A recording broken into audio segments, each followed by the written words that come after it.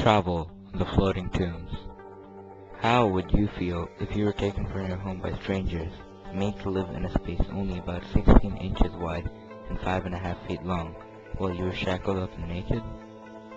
These were the living conditions on the Middle Passage, which around 13 million slaves were uprooted from their homes until 1808.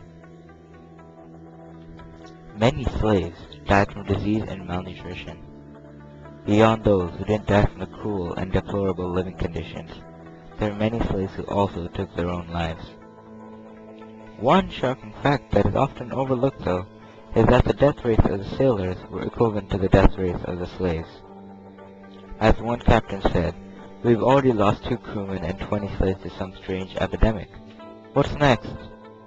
This captain was in for some harsh times, as the mortality rates went above 50%. Not only were slaves cramped for room, living conditions weren't fit for dogs, let alone humans. Comfort was not something that the ship designers had planned for. The main aims of these voyages were profit. Slaves weren't even served clean water and edible food. The slaves were separated by gender, and the women were kept where the crew could easily get to them for sexual gratification. Although many argued that the living conditions improved with time, the slaves were subjected to living hell in each and every voyage that took place.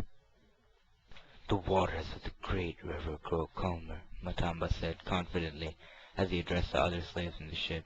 "The sailors up top will be sluggish and weary from their struggle with the god of the storm. We have suffered in this floating hell long enough. No longer shall we die from the sickening stench of this slave ship. No longer shall we be beaten like animals. No longer."